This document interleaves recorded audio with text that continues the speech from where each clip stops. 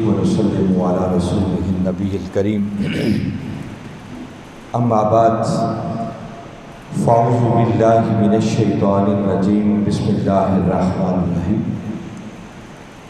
قال اللہ تبارک و تعالی فی القرآن المجید خذ من اموالہم صدقۃ تطہرہم وتزکیہم بہا وصلی علیہم ان صلاتک سکن لہم صدق اللہ العظیم۔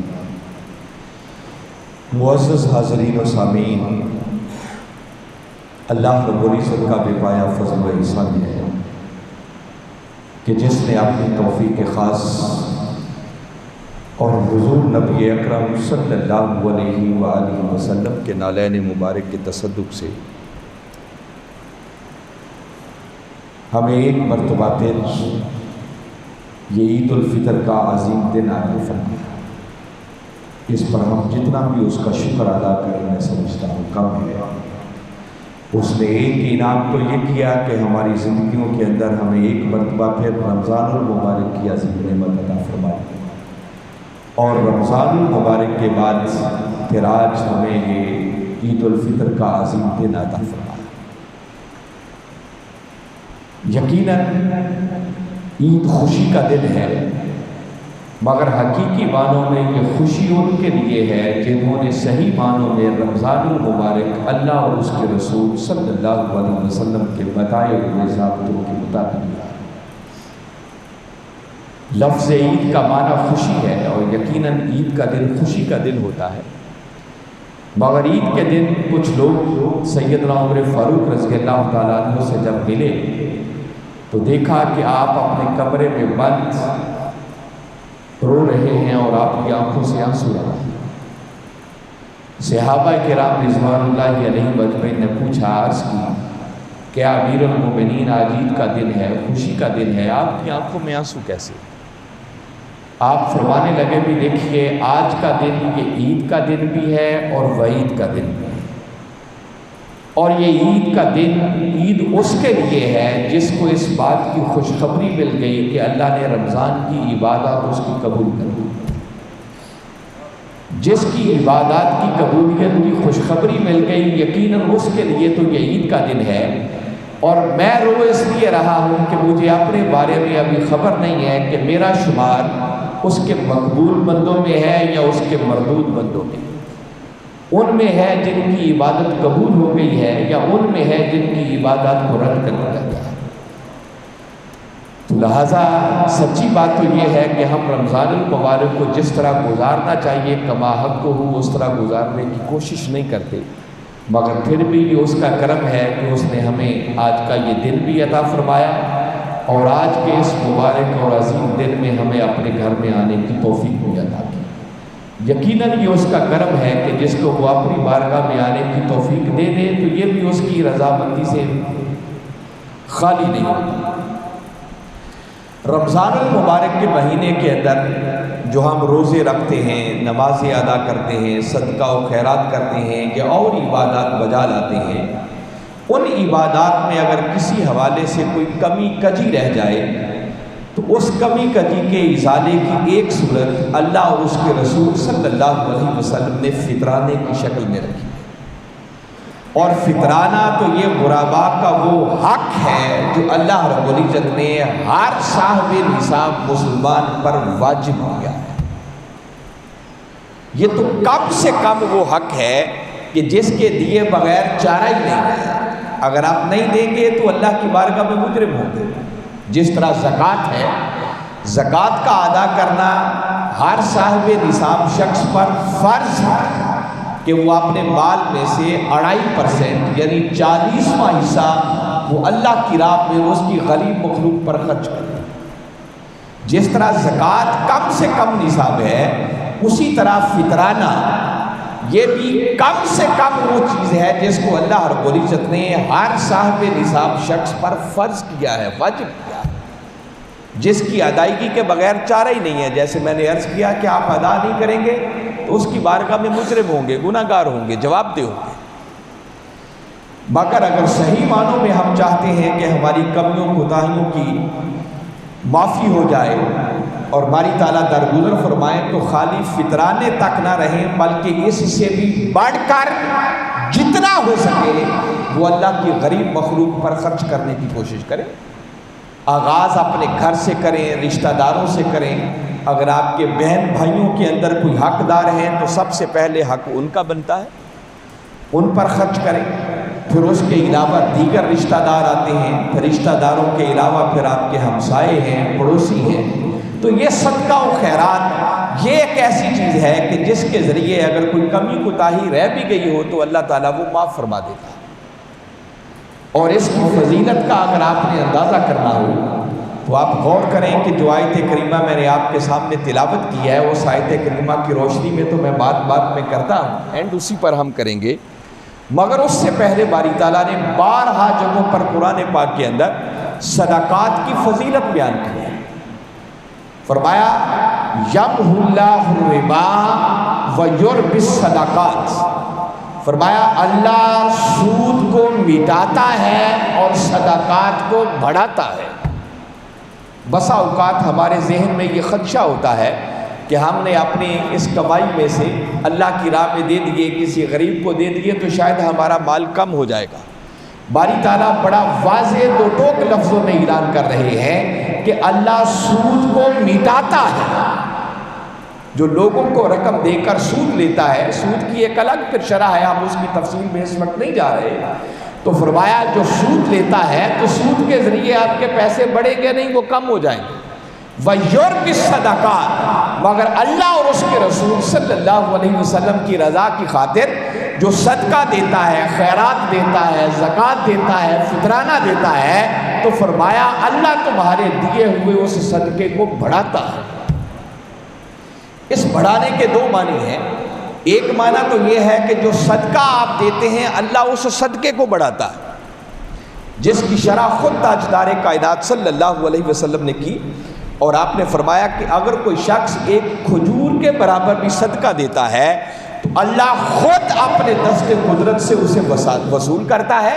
اور وصول کر کے پھر اس صدقے کی پرورش کرتا ہے، اس کو بڑھاتا ہے، اس کو پالتا ہے۔ اور میرے آقا صلی اللہ علیہ وسلم نے باقاعدہ مثال دی، فرمایا جس طرح تم چھوٹا سا بچڑا لے کر پالتے ہو اور پھر وہ جوان ہو جاتا ہے، اسی طرح جب کوئی صدقہ دیتا ہے چاہے وہ ایک کھجور کے برابر بھی کیوں نہ ہو، تو فرمایا اللہ اس صدقے کو اپنے ہاتھ سے وصول کرتا ہے، لے کر اسے بڑھاتا رہتا ہے، حتیٰ کہ آپ کا کھجور کے برابر دیا ہوا صدقہ کو ایک پہاڑ کی شکل اختیار کر لیتا ہے۔ تو ذرا چشم تصور میں لائیں، وہ صدقہ بڑھتے بڑھتے جو پہاڑ کی مانند ہو جائے گا، وہ قیامت والے دن اس بندے کو کتنا فائدہ دے گا، اس کی برکت کتنی ہوگی۔ ایک تو یہ ہے کہ جو آپ دیتے ہیں وہ آخرت میں اتنا اجر عظیم کا باعث اور سبب بن جاتا ہے،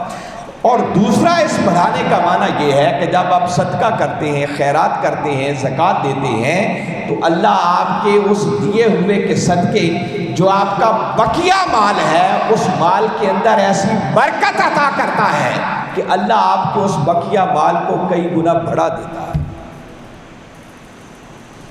آپ لفظ زکوٰۃ کو دیکھیں نا، زکوٰۃ اٹ سیلف صدقہ ہے۔ کچھ صدقات نافلہ ہوتے ہیں، کچھ صدقات واجبہ ہوتے ہیں۔ زکوٰۃ بھی صدقہ ہے مگر یہ صدقہ واجبہ ہے، جس کا ادا کرنا واجب ہے۔ جو بھی صاحب نصاب شخص ہے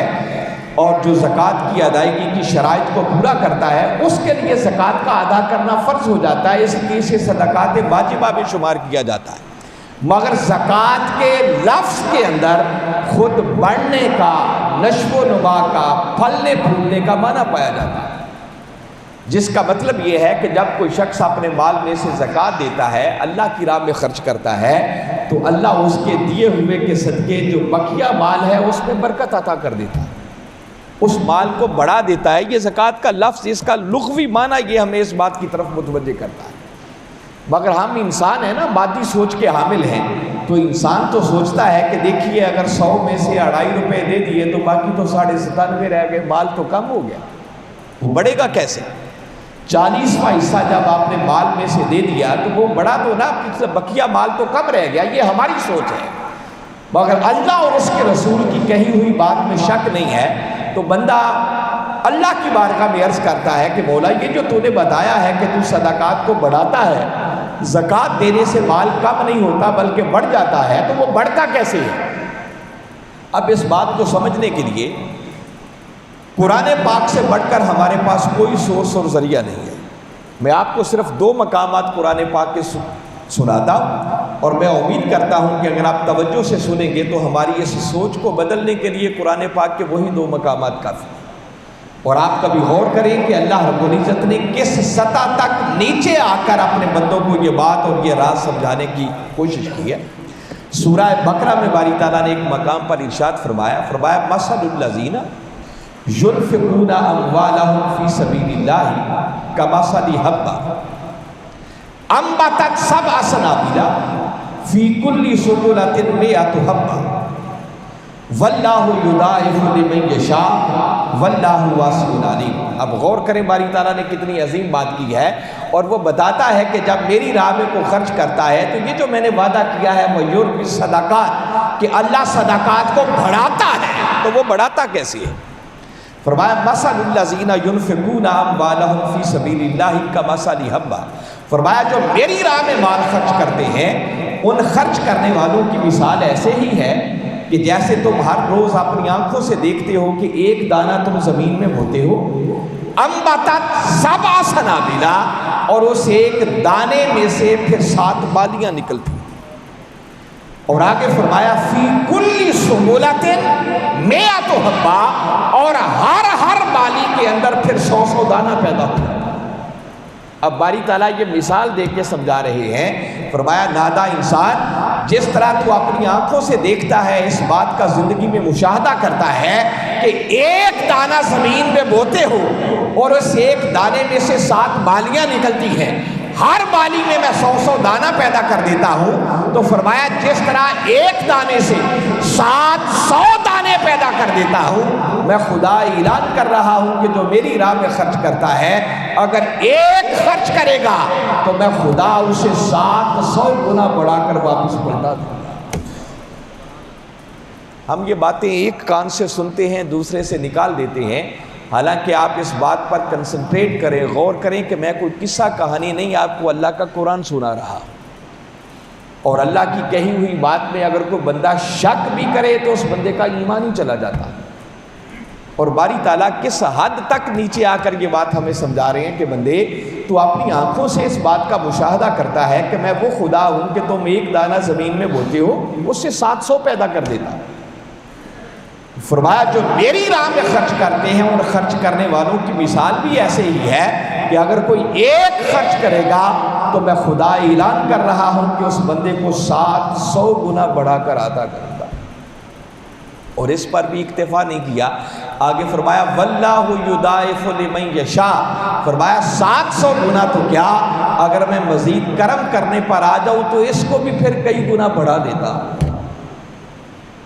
جب 700 کو آپ ملٹیپلائی کریں گے اور اس کو اضعاف کی شکل میں آگے لے کے جائیں گے، اس کے ملٹیپلز آگے بنائیں گے تو 700 کو پہلی ضرب بھی لگے گی تو وہ 1400 گنا تک چلا جائے گا، پھر 2100 گنا تک جائے گا، 2800 گنا تک جائے گا۔ اور اس نے یہاں اینڈ نہیں کی، وہ حد نہیں بتائی کہ کتنی بار ملٹیپلائی کروں گا، بس فرمایا واللہ یضاعف لمن یشاء، اللہ جس کے لیے چاہے اس 700 گنا کو بھی پھر کئی بار ملٹیپلائی کر دیتا ہے اور اس کو بڑھا دیتا ہے۔ بندہ حیران ہو کے پھر پوچھتا ہے مولا کیسے؟ تو اس نے ایک ہی جواب دیا واللہ واسع علیم، بار بار یہ سوال کرنے والے جانتا نہیں ہے میں اللہ بڑی وسعت والا ہوں، میرے خزانوں میں کوئی کمی نہیں ہے، جس کو جو چاہیں اس کو جتنا مرضی نواز دوں۔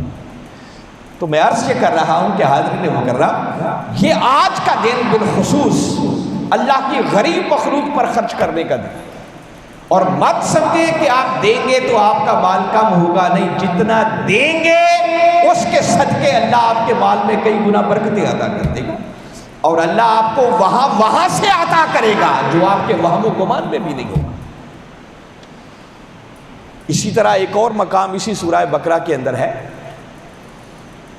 فرمایا من یقرض اللہ قرضا حسنا، کون ہے جو اللہ کو قرض حسنا دے دے؟ حالانکہ اللہ ہمارے کسی قرض کا محتاج نہیں ہے، یہ کتنا بڑا اس کا کرم ہے کہ سب کچھ دیا ہوا بھی اسی نے ہے، لے بھی اسی نے لینا ہے، حقیقی مالک بھی وہی ہے، اور سب کچھ بندے کو دے کر پھر بندے کو ٹیسٹ کرتا ہے، آزماتا ہے کہ کوئی ہے جو میرے دیے ہوئے میں سے میری راہ میں میری غریب مخلوق پر خرچ کر دے، اور اس کو کہتا ہے کہ مجھے قرض حسنہ دینا۔ اچھا مولا تو قرض کیوں مانگتا ہے؟ جن بندوں پر خرچ کرنا ہے تو براہ راست ہی ان کو دے دے، تیری قدرت سے تو کچھ بھی باہر نہیں ہے۔ فرمایا بندے یہ جو تجھ سے مانگ رہا ہوں نا، تجھ سے مانگ اس لیے رہا ہوں کہ تیری خیر چاہتا ہوں، تیرا بھلا چاہتا ہوں۔ مولا اس میں ہمارا بھلا کیا ہے؟ تو آپ اس سے اگلے کلمات سننے والے ہیں۔ فرمایا من یقرض اللہ قرضا حسنا، کون ہے جو اللہ کو قرض حسنہ دے دے؟ کیوں؟ فرمایا جب بندہ مجھے قرض حسنہ دے گا فَيُضَاعِفَهُ لَهُ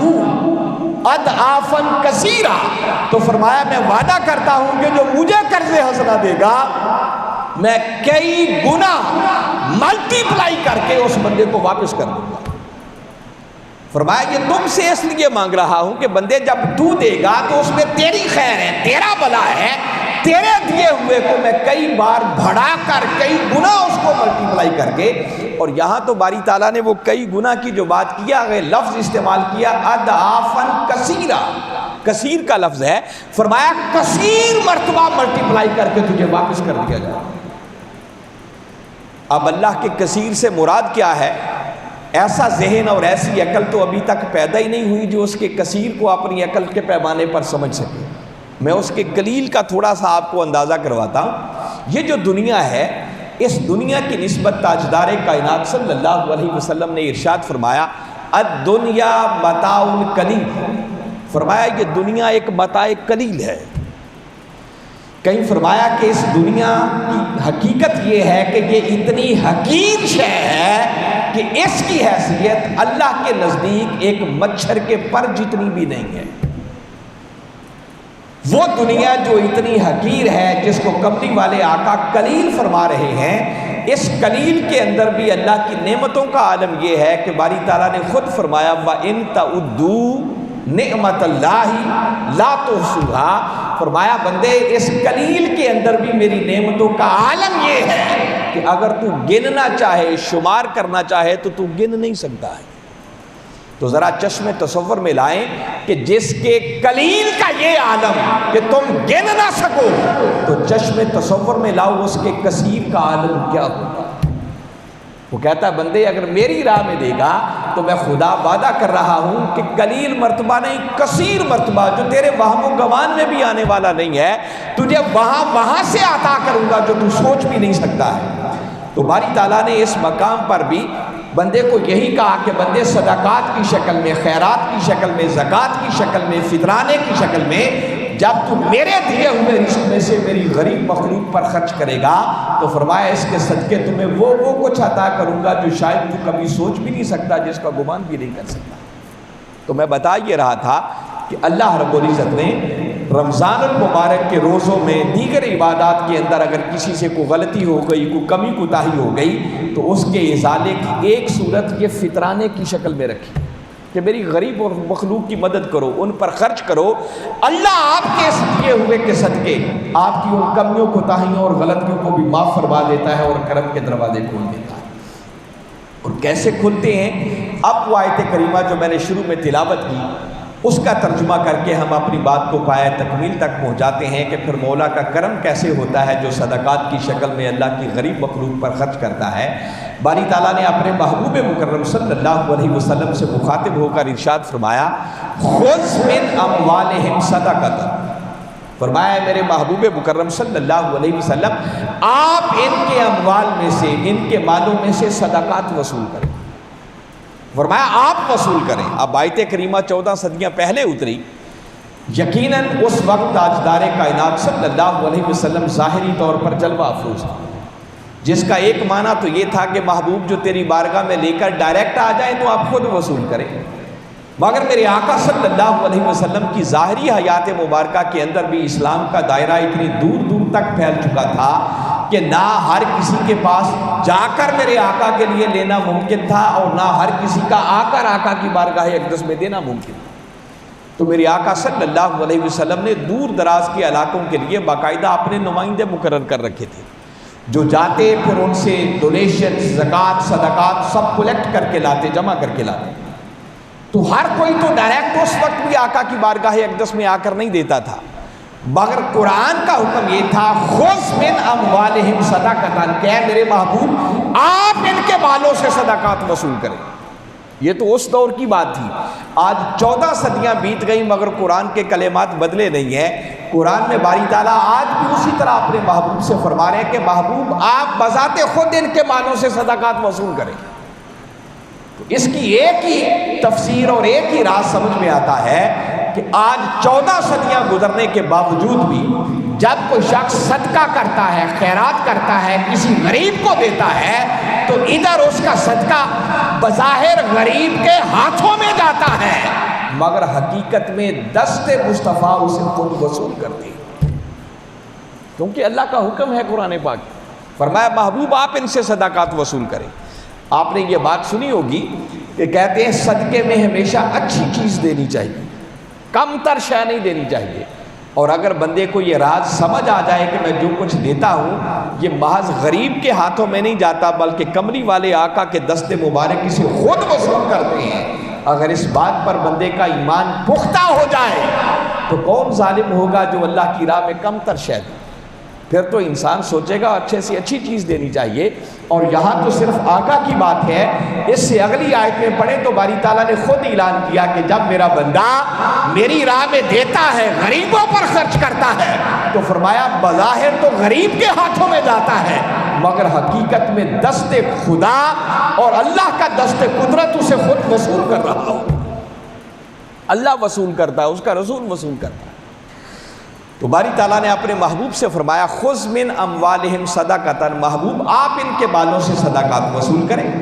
اور آگے فرمایا تطہرہم وتزکیہم بہا، اور اے میرے محبوب مکرم پھر یہ صدقات وصول کر کے آپ ان کے مالوں کو بھی، ان کے جسموں کو بھی، ان کے دلوں کو بھی طہارت عطا کر دیں، تزکیہ عطا کر دیں. اور اتنی بات کر کے آگے فرمایا وصلی علیہم، اور اے میرے محبوب مکرم پھر آپ ان صدقہ دینے والوں کے لیے دعا کر دیں، ان پر دم کر دیں، ان کی خاطر میری بارگاہ میں ہاتھ اٹھا دیں. اب یہ قرآن پاک کے کلمات ہیں جس کا معنی یہ ہے کہ جب کوئی صدقہ دیتا ہے، خیرات دیتا ہے، زکوٰۃ دیتا ہے، فطرانہ دیتا ہے، اللہ کی غریب مخلوق پر خرچ کرتا ہے، ادھر وہ اللہ کی راہ میں دیتا ہے، ادھر گنبد خضرا کے اندر کملی والے آقا اس دینے والے کے لیے اللہ کی بارگاہ میں ہاتھ اٹھا دیتے ہیں. دیکھیں نا، ہم دنیا میں مارے مارے پھرتے ہیں، کبھی کسی کے پاس جاتے ہیں دعا کروانے کے لیے، کبھی کسی کے پاس جاتے ہیں، کبھی کسی کے پاس جاتے ہیں. نیک بندوں سے، اللہ کے ولیوں سے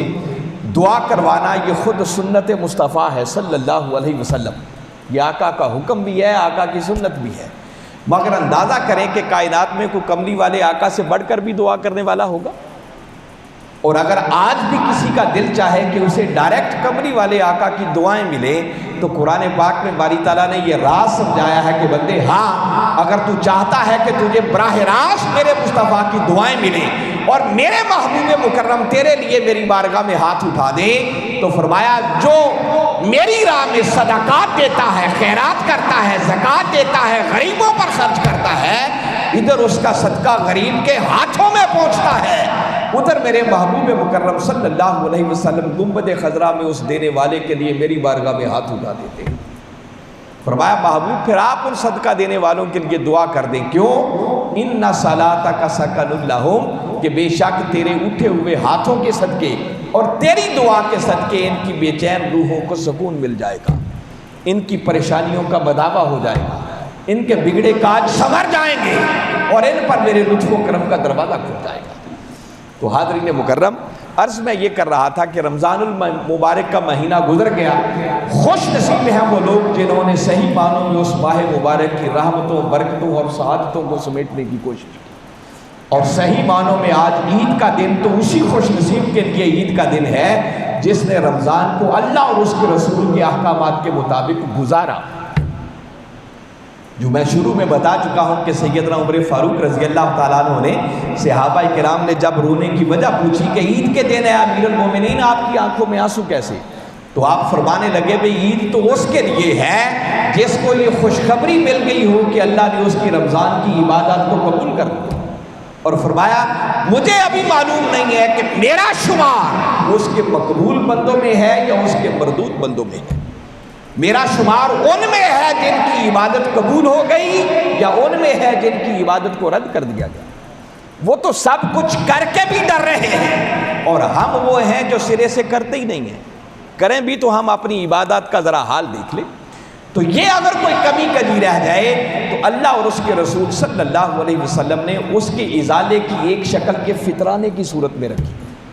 تو جو صاحب نصاب لوگ ہیں ان پر فطرانے کا ادا کرنا واجب ہے، اور ذمہ دار شخص جو فیملی کا ہے، گھر کے جتنے افراد ہیں، حتیٰ کہ نو مولود بچہ بھی، اس کا فطرانہ ادا کرنا بھی ضروری ہے۔ گھر میں کوئی مہمان آ جائے تو اس دن، اگر عید والے دن مہمان آپ کے گھر آیا ہے تو اس کا فطرانہ ادا کرنا بھی گھر والوں پر واجب ہے اگر اس نے ادا نہیں کیا۔ تو لہٰذا ہر صاحب نصاب شخص پر اس کا فطرانہ اور اپنے جو وہ لوگ اس پر ڈیپینڈ کرنے والے ہیں ان کی طرف سے فطرانہ ادا کرنا ضروری ہے۔ تو خالی فطرانے تک نہ رہیں، بلکہ فطرانے سے بڑھ کر